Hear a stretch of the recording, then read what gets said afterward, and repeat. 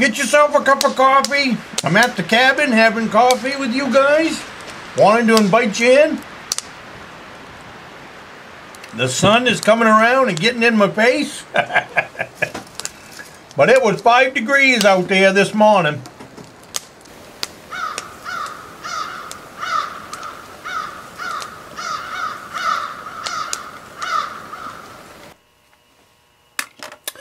Okay, so here's the follow-up on trimming the 308 Winchester brass that I have. We had so many people share their brass with us.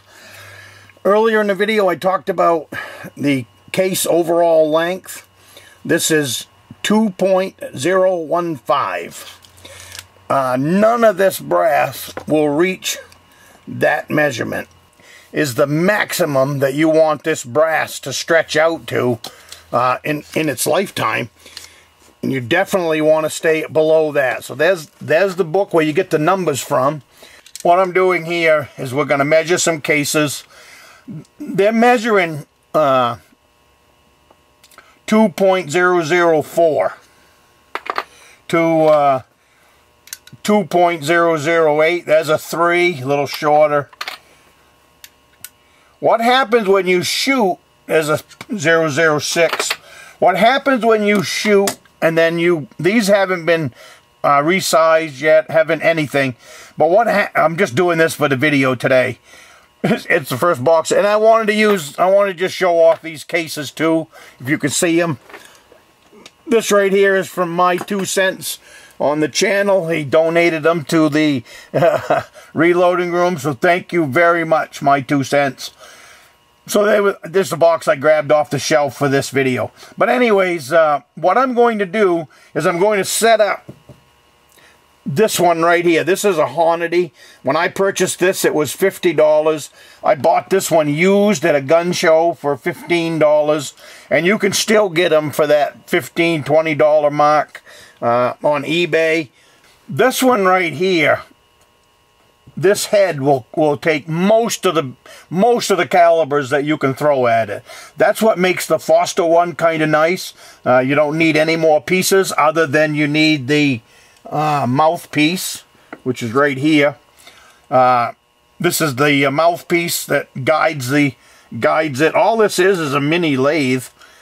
But on the Hornady one, you're going to need your case holders. Not a big deal because you've already got them. You know, it's all part of your reloading stuff. But anyways, you can. That's how the Hornady one works. I just got to put it in here now.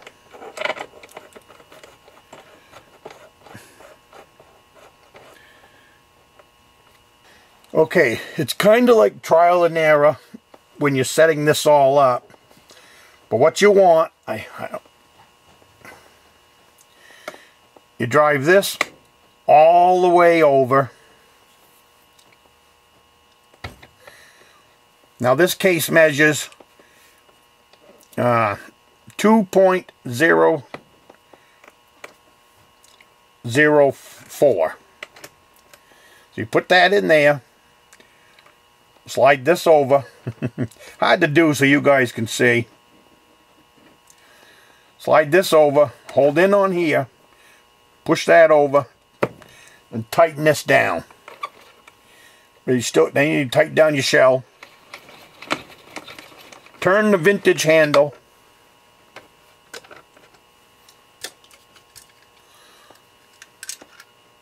Should be. I'm learning to see what you guys can see. 2.004. That's what I want.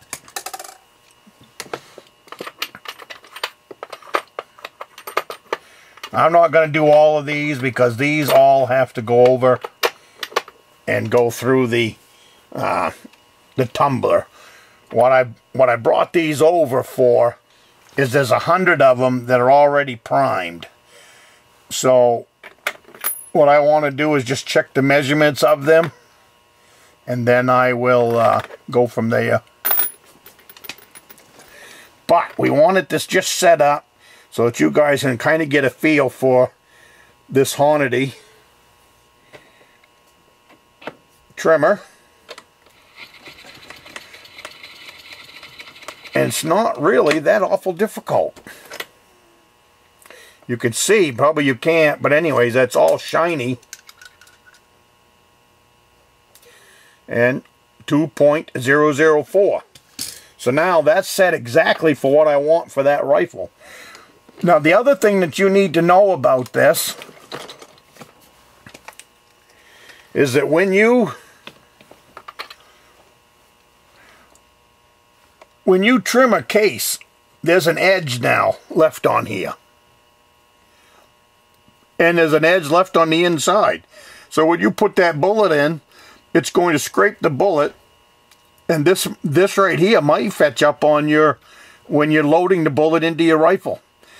This is a deburring tool. It's a vintage deburring tool. I just got this one on eBay for $5. So you got one side that does the inside. You got one side that does the outside. This is all part of a video that's coming out later.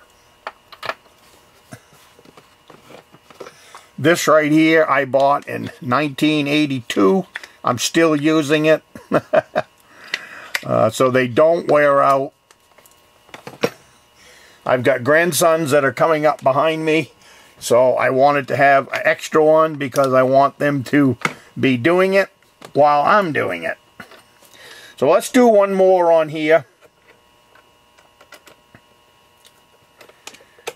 Same, it's just a matter of tightening it up. And then I'm going to switch around and we'll do the Forster one.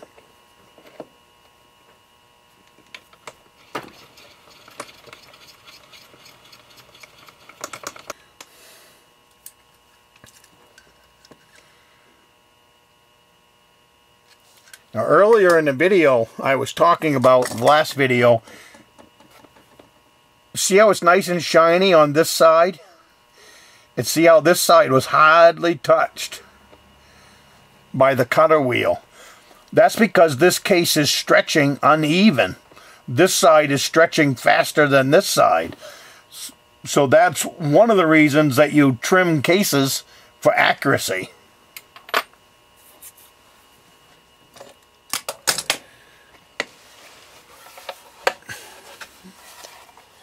So now let's spin her around. Now here's the Forster. Now this one, it's the same deal. Like I said earlier, this will hold most of the cases. It's really quite nice. Same deal, you don't tighten it up until you actually get in there. But then this is how you adjust for the cutting part. Same thing, well, there's two. There's a Allen head on this side, and then there's a locking one on this side. So what you can do is you can adjust. I'm going to get one that I've already trimmed to length. Put that one in there. Put that in there. Push this up nice and tight. And then you slide this. You got to loosen up this screw.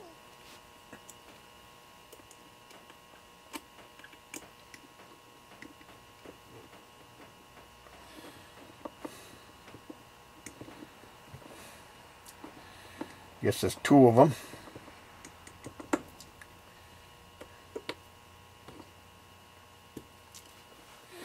Okay, so we know that is 2.004. So now we're going to slide this forward.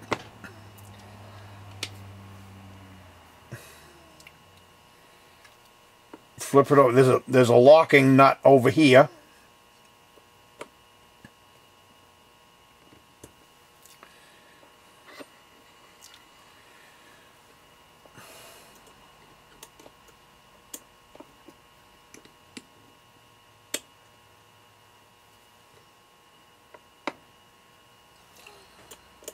Turned her in too much. This is a really fine adjustment that you see I'm playing with over here. I don't think I'll need it, but it's really nice.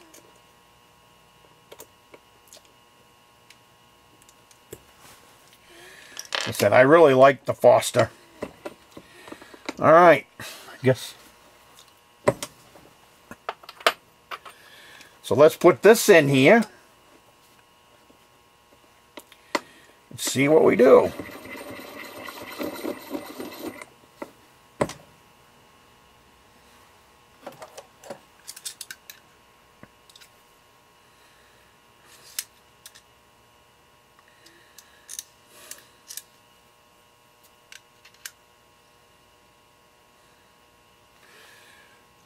.006.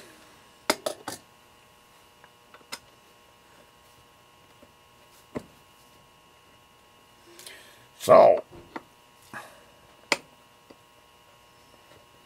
we need to adjust.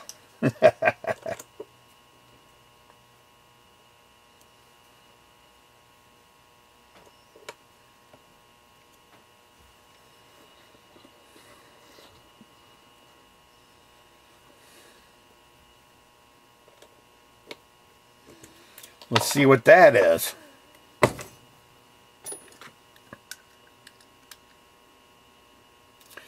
.004. That's what we want. So now we've already locked this in.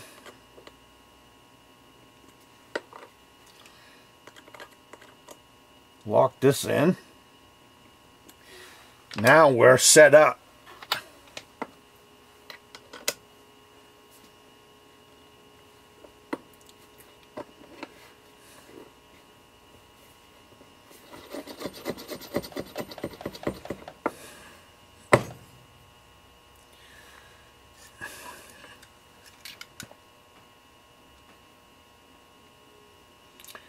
.003.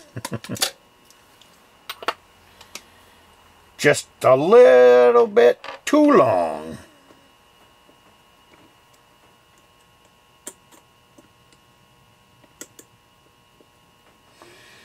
What I did was I just adjusted the fine adjustment screw on the end. That one was short.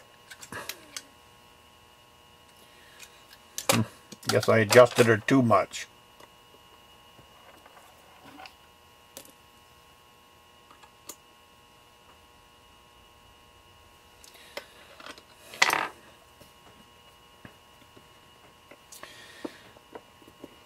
So as you can see, it's not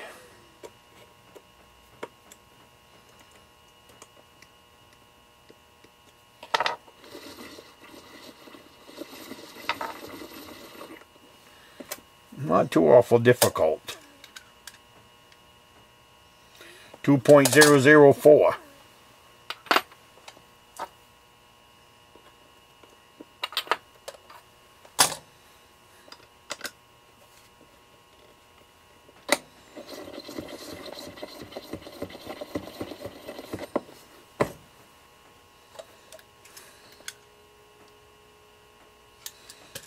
Perfect.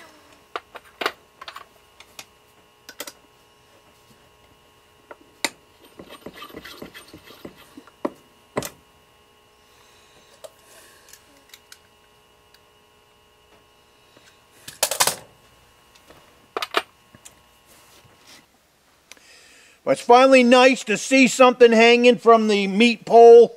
Any of you who's been watching this channel for the last 6 months, we've been putting in the hunt shacks and getting that meat pole built, and it really is nice to see a buck hanging from the meat pole. So anyways, you guys have one last sip of coffee with me, and I'll see you next week.